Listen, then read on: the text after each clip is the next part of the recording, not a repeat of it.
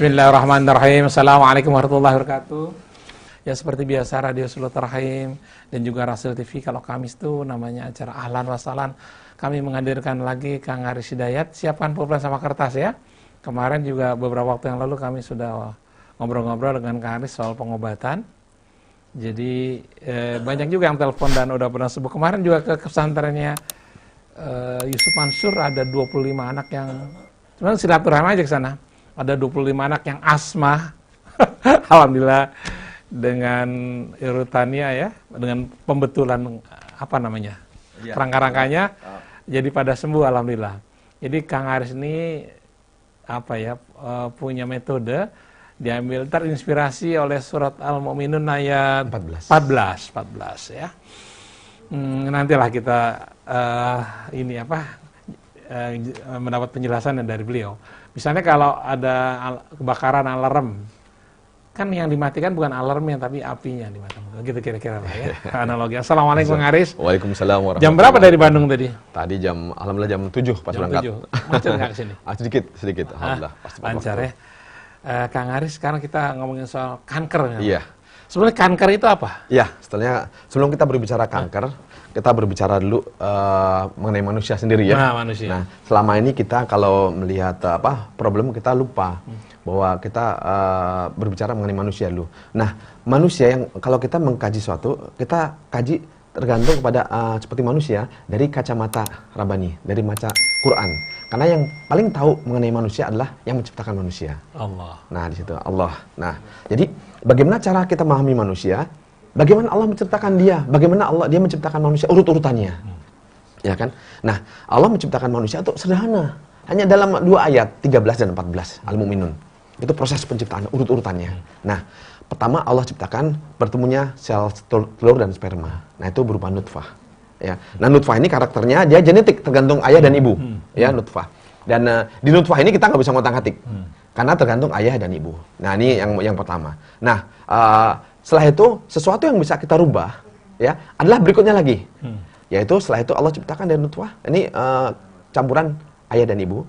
Nah, yang kedua, Allah ciptakan setelah itu alaqah, segumpal darah. Jadi faktor manusia yang paling penting adalah darahnya sendiri. Ya, darah. Ini sistem darah yang paling penting. Nah, yang kedua Allah ciptakan mudghah.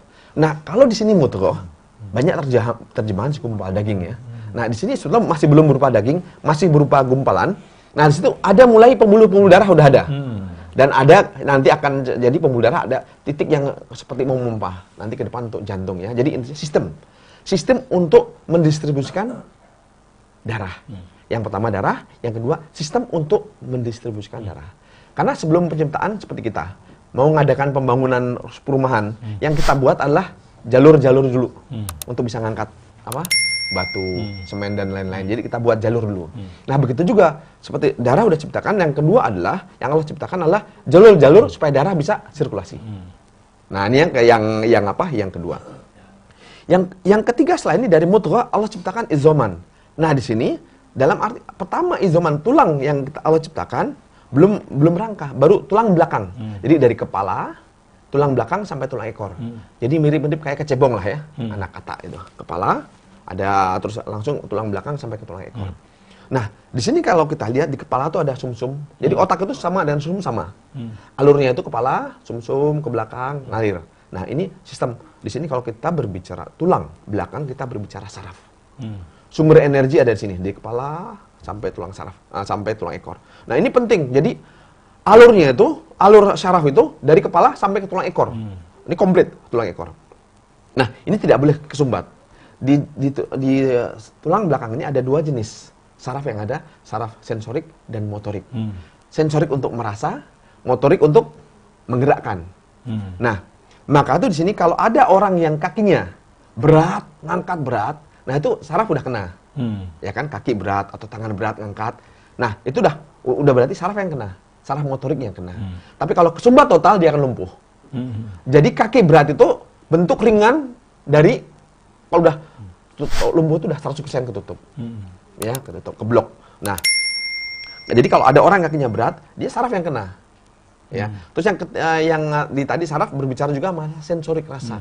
Jadi kalau ada kaki kebas-kebas, ujung jari kebas, tangan kebas, itu saraf yang kena. Sensorik yang kena. Ya, di situ. Nah, ini penting nih di saraf. Nggak bisa menggerakkan. Nah, ada lagi yang penting juga mengenai saraf.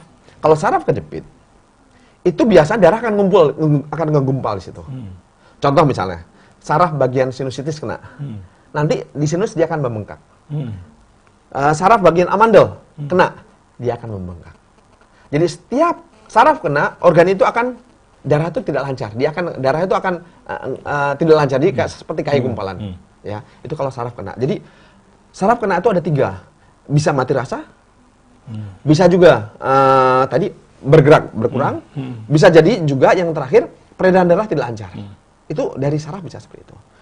Nah, yang terakhir, fakasona izoman lahman, dibungkusnya tulang rangka dengan otot. Nah, ini penting di sini.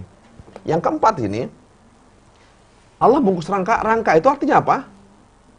Udah tadi kepala, tulang belakang, plus ada rusuk, plus tangan. Jadi tangan itu nempelnya ke rusuk. Ya, jadi kalau ada permasalahan tangan, permasalahan pasti di rusuk. Terus kedua, dalam rangka ini Allah ciptakan pinggul. Di pinggul ada kaki. Nah, jadi kalau orang bermasalah di kaki, pasti masalah dari pinggul. Nah, di situ. Nah, di pinggul itu baru udah ciptakan sempurna rangka. Itu ada daging. Jadi penghubungnya adalah otot dan daging. Nah, sekarang kembali lagi di sini, di mana letak organ? Allah tidak ada di ayat-ayat Allah ciptakan mengatakan aku ciptakan usus, aku ciptakan paru, aku ciptakan liver, tidak ada. Aku ciptakan limpa. Nah, aku ciptakan yang lain-lain ya, ginjal tidak ada. Jadi Allah cukup diwakilkan dengan aku ciptakan daging. Jadi daging membungkus tulang. Nah, ini penting. Pemahaman ini kunci. Bisa menyelesaikan masalah. Jadi sebetulnya kalau kita melihat mau jantung, mau limpa, mau usus apapun juga problemnya akan sama. Rangka nanti karena ini di awal dari sini. Ya, nanti akan terus semakin ke dalam. Jadi kerusakan itu sifatnya dari luar masuk ke dalam. Nah, di situ. Nah, jadi urutannya seperti itu. Nah, kalau kita berbicara mengenai manusia lagi, Allah ciptakan manusia itu dari satu sel berubah menjadi sekian triliun sel. Jadi dari satu menjadi banyak. Artinya apa? Setiap ada perubahan, dari ujung ke ujung pasti ada hubungannya. Jadi tidak ada problem yang sifatnya satu poin. Selalu ada alurnya. Nah, kalau kita tidak mengetahui alur, kita nggak mungkin bisa mengobati penyakit itu. Nah, contoh misalnya, contoh gini. Orang yang susah nelan. Ya. Orang susah nelan, biasanya dadanya tuh sakit juga. Nah, nanti di ulu hati dia keras. Di bawah ulu hati dia keras. Nah, nanti di bawah juga dia ketarik ke bawah. Diafragma juga berat. Nah, jadi setiap penyakit itu tidak ada yang mandiri. Semua selalu ada keterkaitannya. Nah, kalau kita tidak mengetahui polanya, nggak mungkin kita bisa menyelesaikan masalah. Nah, itu kira-kira demikian. Kalau mobil kan berbeda. Ciptaan mobil tuh, kalau ban ya ban saja. Jadi selama ini, pemahaman kita kepada manusia harus kita rubah. Jadi kalau manusia menciptakan sesuatu, dia assembling sifatnya. Tidak ada kaitannya sama yang lain. Tapi kalau manusia tidak, satu sel berubah menjadi komplit, semua ada keterkaitannya. Nah, itu kira-kira awalnya. Iya, nah, tadi Kang Haris sudah mendemokan ya. Kebetulan kalau dari diri ke sujud tuh suka sakit di dengkul. Tadi krak, sekarang lega deh. Kemudian Nandri juga tangannya sakit, kaki juga yang di itu ya, yang dibetulin. Sekarang alhamdulillah langsung enteng, alhamdulillah. Nah, Kang Haris kembali ke kanker tadi gimana? Kanker tuh definisinya udah kanker ya. Nah, kita berbicara kanker. Kalau kita berbicara masalah penyakit, selama ini kesalahan kita berpikir kalau berbicara penyakit kita langsung bertanya obatnya apa, ya kan? Yang kita makan apa? Orang ngadakan riset mengenai kanker yang cari obatnya apa. Nah, itu suatu kesalahan satu. Sebab kalau kita mau melihat problem, mau menyelesaikan masalah, kita cari penyebabnya apa. Harusnya itu ya. Ini penyebabnya dulu. Yang bermasalah di mana? Ya kan? Nah, kita cari permasalahan. Contoh gini, dalam hadis dikatakan setiap penyakit ada obatnya. Nah, pemahaman kita tuh selalu setiap penyakit obatnya tuh apa yang kita makan? Materi ya. Materi. Sedangkan obat itu kan membuat sesuatu yang membuat kita sembuh. Ya kan? Yang penting hasilnya sembuh. Contoh misalnya, kaki terkilir, obatnya kembalikan tulang ke tempatnya. Bukan apa yang kita makan. Obat ngantuk tidur. Obat ngantuk tidur. Lapar, makan. Tapi permasalahan kalau gini, kalau anak nggak mau makan, ya kan ya? Anak nggak mau makan, bermasalah, kita cari penyebabnya. Oh, pencernaannya lemah. Kenapa lemah? Otot pencernaan terlalu kendor. Kenapa lemah lagi? Oh, ternyata dia tidak mampu ngambil oksigen maksimal. Kan untuk makan harus dicerna dan juga ada oksigen cukup untuk mencerna, untuk pembakaran. Nah, jadi kita diruntun penyakitnya. Penyebabnya di mana? Nah, dari penyebab baru kita selesaikan. Contoh banyak kan kasus anak-anak yang nggak mau makan misalnya. Dicek, pasti urut-urutannya seperti itu. Pencernaan pasti lemah. Dan kedua, oksigen juga pasti kurang. Nah, kenapa dia nggak bisa ngambil oksigen? Baru dicari penyebabnya, diruntun satu-satu. Ya, nah, contoh saraf kejepit. Bukan obatnya apa? Saraf kejepitnya kemana? Geser ke kanan, balik geser ke kiri. Oh, tulangnya masuk. Solusinya? Ya keluarkan. Bukan obatnya apa. Nah, ini, jadi, definisikan dulu penyebabnya, baru obatnya itu kebalikannya. Ya kan? Nah, situ. Ada misalnya tadi, kesalahan kita seperti ini. Kaki kebas-kebas. Kalau kaki kebas, tanggung jawab siapa? Kan berarti saraf sensorik yang merasa yang berkurang. Nah, dicek. Kenapa? Biasanya kalau di kaki, biasanya lumbar 1, 5 dan 4 dan 5. Itu kalau dikembalikan lurus lagi, langsung kerasa rasanya. Nah, selama ini kan kita definisi salah, ya kan? Contoh ini lagi, yang kebanyakan kasus-kasus seperti ini. Orang darah tinggi, kan ada yang darah tinggi, yang lehernya pegal-pegal, suka kenceng. Nah, orang selalu mencari darah tinggi, karena darah tinggi, leher jadi kenceng. Nah, kita tidak, sebetulnya kebalik hukumnya itu. Jadi, pertama itu dia leher kenceng dulu, pundak kenceng. Kalau leher kenceng, berarti darah ke hambatan ke kepala kan kurang. Nah, jantung memompa harus lebih tinggi supaya bisa ke kepala. Jadi bukan darah tinggi dulu jadi leher kenceng. Penyebabnya lah kenceng dulu. Baru setelah itu dari mana penyebabnya? Biasanya dari pinggul, komposisi pinggul dan tulang ekor. Kalau itu udah dikendorkan, ke atas juga kendor. Otomatis ngapain jantung tinggi-tinggi? Jadi penentuan problem mana yang primer, mana yang sekunder baru selesaikan. Selama ini kan kita lihat, oh ini leher orang darah tinggi karena lehernya kenceng, karena kolesterol. Kesalahan mendefinisikan membuat kesalahan dari tindakan. Nah, jadi pertama yang paling penting adalah kalau berbicara masalah penyakit, penyebabnya dari mana, apa yang bermasalah. Nah, Quran membimbing kita. Sistem dalam manusia itu apa saja. Nah, sebetulnya saya banyak menyelesaikan dari sederhana. Justru kecanggihan sesuatu itu, yang namanya jenius itu bisa menerangkan sesuatu yang rumit dengan satu kalimat. Nah, itu yang canggih. Jangan sampai menyelesaikan asma, bukunya tuh bisa puluhan, detail, banyak sampai bingung, tapi solusinya nggak ada. Nah, itu bukti kebodohan. Nah, bukti kecanggihan, Allah ceritakan begitu panjang lebar dengan satu kalimat. Nah, itu jurus canggihnya itu di situ, seninya di situ. Nah, kita tadabbur di Quran. Saya mentadaburi di sini. Subhanallah, jadi kita bisa menjawab kembali kepada masalah kanker tadi. Ya, mudah-mudahan insya Allah nanti ke depan saya akan ngulang-ulang yang keempat ini. Darah, pembuluh darah, tulang belakang dan saraf, terus rangka dan otot ini akan dibulak-balik lagi. Karena kalau kita bisa ini, kita mudah mengkajinya. Saya ulang lagi mengenai kanker. Pemahaman kita mengenai kanker, selama ini, coba kita bayangkan. Kanker yang sering banyak adalah benjolan payudara. Terus benjolan di leher, kelenjar, atau di bagian depan, leher. Atau di bagian leher depan atau di leher samping, atau kanker prostat, ya kanker usus, macam-macam, ya. Terus di leher rahim. Jadi kalau kita berbicara kanker biasa seperti itu. Oke.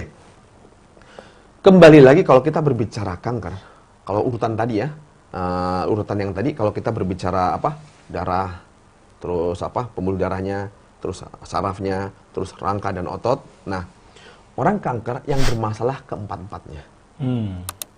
Dari empat-empatnya rangkanya, nggak pas, ototnya, sarafnya, terus nanti ada sendinya juga. Terus kalau mengenai pembuluh darah, limpatik juga bermasalah, darah bermasalah, semua komplit. Nah, kalau kita memahami masalah semua itu, bagaimana menyelesaikannya? Oke, kita urutkan satu-satu. Ini kita berbicara masalah rangka. Contoh misalnya tadi kan, kalau tadi kan saya runtun satu-satu ya, sehingga kita bisa tahu. Contoh tadi, Bang Krisna kan lutut sakit, kan asam urat ceritanya. Dugaannya ya. Nah, asam urat. Sebenarnya kalau kita berbicara masalah ini, asam urat bukan kadar asam urat tingginya, bukan penyebabnya. Ya, contoh misalnya rumah bocor, bukan hujan penyebabnya, gentengnya yang pecah. Ya gentengnya mesti diganti. Ya, gentengnya diganti, bukan hujannya dihindari. Ya, ini penting nih pemahaman ini. Jadi dingin bukan penyebab alergi. Ya kan? Debu bukan penyebab alergi. Penyebabnya memang apa? Masalah dalam tubuh kita. Nah, contoh tadi kan asam urat tinggi. Sakit selalu di lutut. Bukan asam uratnya yang bermasalah tinggi.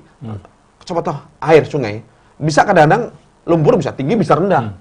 Ya kan? Kita nggak bisa menjaga air itu sungai jernih terus. Yang penting jalurnya rapi, tidak ada penyempitan, tidak ada pendangkalan. Prinsipnya itu. Jadi bisa ngalir semuanya.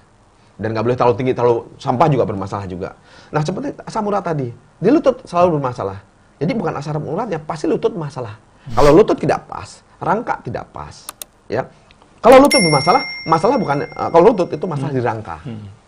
Kalau mobil ini ya, kalau pinggul belok ke kiri, kan pasti bermasalah di intinya gini, lutut tidak akan bermasalah kalau seandainya pinggulnya lurus ke depan, pahanya lurus ke depan, kaki lurus ke depan, semua dalam satu lini.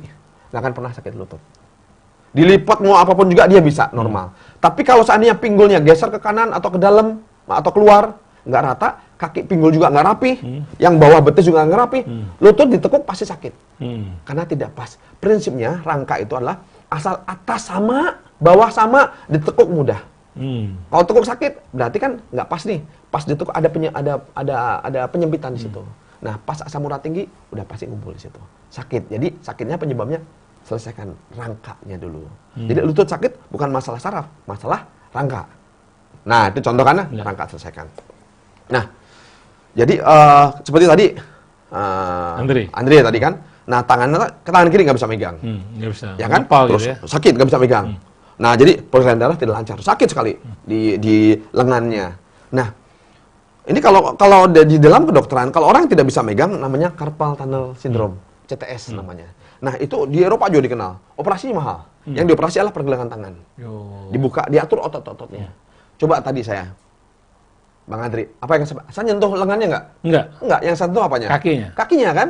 Nah, karena saya paham logika struktur. Jadi, kenapa tangannya ketarik, ototnya ketarik? Karena pinggang tangannya ketarik ke belakang. Kenapa lengan yang pundaknya ketarik ke belakang?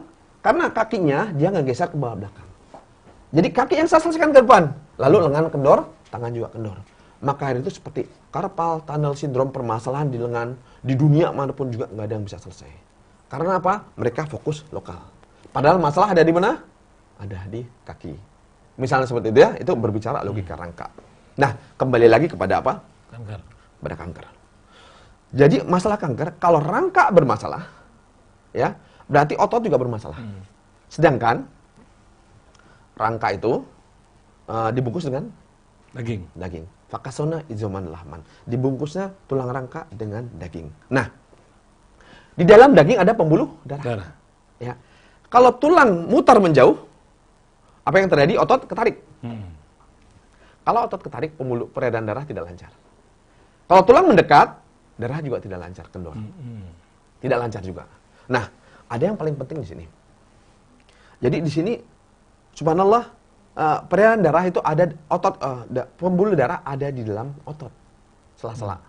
Jadi dia tergantung pada otot, kekencangan kekendorannya, dan dia tergantung kepada fungsi daripada rangka. Jadi rangka itu bisa menentukan peredaran darah, lancar tidaknya. Ya. Nah ini dari rangka. Terus ada yang paling penting lagi, yang namanya limpatik, darah limpatik. Kalau darah udah jelas, yang memompa adalah jantung. Ya, jantung nanti jantung dipompa pembuluh darah, ujung-ujungnya pembuluh darah juga bereaksi juga dengan ada energi dari saraf, dia bisa ngalir selanjutnya. Nah, sekarang limpatik. Limpatik itu harus ngalir. Di dalam tubuh, cara limpatik ngalir itu kalau seandainya kan ada juga di dalam otot, sela-sela otot, di bawah kulit. Nah, ada juga di dalam tubuh. Nah, dia akan ngalir kalau ada terjadi otot tuh saling silih berganti, bisa kendor, bisa kenceng, kendor, kenceng, kendor, kenceng. Nah, kalau otot yang normal, dia bisa kendor, bisa kenceng, limpatik ngalir. Karena limpatik ngalir tergantung pada fungsi kekencangan dan kendoran otot. Dia bisa bergantian, kendor kencang, limpatik ngalir. Nah, pada orang-orang yang tidak ada di dalam ototnya, kehilangan kekencangannya, testisnya tidak ada, contoh misalnya kendor, limpatik akan menggumpal di situ. Contoh misalnya orang yang kena lipoma. Lipoma itu yang ada benjolan-benjolan, di dalamnya putih biasanya. Nah, di seluruh tubuh. Itu dia kehilangan dalam otot-otot tubuh, dia kehilangan stres. Kekurangan apa? Tarikan. Nah, dia akan gumpal di situ. Nah, ada juga, kalau seandainya otot terlalu ketarik, cairan limpatik juga berhenti juga. Contoh misalnya, orang yang punya benjolan di payudara, itu udah pasti dia tarikan otot ke bawah. Jadi ada polanya. Jadi orang benjolan itu pasti ada bermasalah di rangka dulu bermasalah. Kalau rangka bermasalah, tadi otot juga bermasalah, dia ketarik. Nah, jadi kalau ada tarikan otot, limpatik juga terganggu. Kalau ada tarikan berarti dia di dalam otot itu lebih banyak tarikannya daripada kendornya. Nah, itu limpatik terganggu. Nah, kita berbicara lagi yang sederhana adalah benjolan yang paling orang banyak terjadi benjolan di payudara, ya. Nah, pertama orang benjolan payudara pasti rangka bermasalah satu. Nah, rangka bermasalah, dia sakitnya, misalnya, dia ada kalau garis vertikal, dia sakitnya itu dari dari bagian rahang, itu nanti ada dari, misalnya dia punya benjolan sebelah kanan. Nah, pasti di leher tuh ada kenceng dia, sakit sekali. Terus ngalir, pas persis ke bawah, sampai ke puting, terus sampai ke kaki, sampai ke tulang kering. Itu kalau ditekan sakit. Artinya apa? Ada tarikan otot di situ. Limpatik terganggu. Ya, jadi tarikan otot mempengaruhi cairan limpatik. Nah, itu. Nah, kedua, kita berbicara benjolan payudara. Nah, udah pasti kalau kita berbicara rusuk, kita berbicara rusuk. Kita kan pernah makan sop iga ya. Nah, kalau di iga itu kan ada di antara rusuk dan rusuk ada daging yang saling silang. Yeah. Yang satu untuk ngebuka, yang satu untuk narik nutup. Nah, otot-otot itu bermain. Nah, kalau ada rusuk yang geser, kaki menggeser, rusuk ngegeser, nah itu peredaran darah tidak lancar di situ. Rusuk sifatnya kan dari depan mutar ke belakang. Ya. Nah, benjolan pertama otot keganggu, rusuk ngegeser. Kalau rusuk ngegeser, di antara sela-sela rusuk dan rusuk kan ada otot nih. Yeah. Nah, di antara otot kalau itu ngegeser, peredaran juga, otot juga terganggu. Peredaran darah tidak lancar. Bertemu kan ya? Satu, jadi darah tidak lancar, bertemu dengan, tadi pertama, cairan limpatik tidak stagnan, bertemu dengan darah yang tidak lancar. Nah, yang menarik lagi, di tulang rusuk, itu menghubungkan ke belakang. Di tulang belakang ada, rusuk itu sampai melingkar ke tulang belakang. Di tulang belakang ada sumsum, ada saraf. Kalau itu kegeser sedikit, tulang rusuk kegeser juga, jadi saraf juga bermasalah. Nah, saraf bermasalah. Nah, jadi kalau udah bermasalah, limpatik nggak bisa lancar, darah tidak lancar. Nah, di situ kan ya. Nah, itu stagnan semuanya. Nah, darah pembuluh juga. Nah, dari kombinasi permasalahan itu semua, rusuk bermasalah, rangka ya, rangka masalah, otot bermasalah, saraf bermasalah, itu menyebabkan kombinasi darah ngumpul, limpatik ngumpul, ya kan, dan sakit di situ. Nah, pas terakhir nanti juga kalau darah tidak ngumpul, lama-lama kan kalau lama membusuk, lama-lama akan bersatu akan menjadi nanah. Nah, gimana cara menyelesaikannya? Lancarkan cairan limpatiknya, lancarkan darahnya, buka saraf kejepitnya. Nah, kalau itu sudah selesai, primernya sudah selesai. Nah, jadi pada prinsipnya benjolan payudara itu bisa langsung cepat, langsung hilang. Kalau tarikan otot dihilangkan, satu, rusuk dirapihkan, rangka dirapihkan, saraf kejepit dibuka, pas titik itu, otomatis dia akan kempes. Nah, kalau seandainya udah pecah, udah bernanah, primer dulu hilangkan. Cairan limpatik diselesaikan, darah dilancarkan, sendi yang geser, rusuk geser diselesaikan, saraf diselesaikan, primer udah selesai. Nah, setelah itu sisanya baru ngobati, murni kayak ngobati luka biasa. Tapi syarat luka itu akan sembuh kalau seandainya penyebab 4 tadi diselesaikan. Nah, kenapa nggak bisa selesai selama ini? Karena orang fokus kepada menyelesaikan borok. Nah, kenapa nggak selesai? Karena darah tidak, tarikan otot nggak pernah selesai, rangka tidak pernah selesaikan, saraf kejepit tidak pernah selesaikan, limpatik yang berhenti di situ tidak pernah diselesaikan. Nah, maka itu kenapa nggak bisa sembuh? Nah, pengalaman saya menyelesaikan itu adalah keempat selesaikan dulu. Nah, baru kalau ada luka, nah kita seperti murni, kita biasakan karena luka ya. Nah, dia akan sembuh kalau penyebab yang primer kita selesaikan. Nah, itu kira-kira demikian, dan itu saya berbicara berdasarkan pengalaman yang saya lakukan. Kajian-kajian, nah pengalaman yang ada, sabingkai dari konsep yang dalam ayat Quran surat Al-Mu'minun 14 tadi. Oke. Nah, jadi ilmu dirangka baru tahu hubungannya di situ. Sebelumnya hasilnya dari pengalaman-pengalaman, catat semuanya. Nah, dari situ kita membuat statistik, baru kita jadi subhanallah, ayat Quran itu memberikan kepada kita sebuah password, kata kunci, di sana akan kebuka semua masalah. Oke, subhanallah. Seorang terapis lulusan Delft, Belanda, yang mengambil aeronautik tentang kerangka pesawat terbang ya. Struktur pesawat. Tadi ketika lagu berlangsung itu, apa yang dilakukan? Ondi rupanya punya keluhan, namanya, langsung diterapi itu, krek. Gimana dia sekarang? Lega ya? Wah, kasih tarjul. Udah lega, alhamdulillah ya.